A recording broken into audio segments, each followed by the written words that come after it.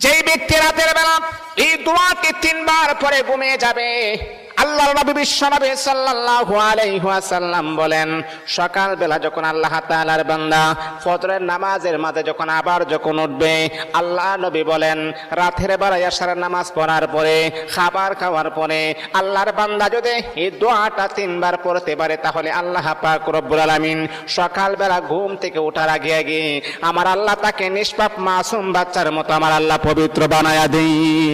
দোয়াটা সবাই আমরা জানি, আমরা সবাই কিন্তু দোয়াটা জানি, কিন্তু আমরা আমল করি না। দোয়াটা হলো আস্তাগফিরুল্লাহাল্লাযী লা ইলাহা ইল্লা হুয়াল হাইয়ুল কাইয়্যুম ওয়া আতুবু ইলাইহি লা হাওলা ওয়ালা কুওয়াতা ইল্লা বিল্লাহিল আলিয়্যিল আযীম।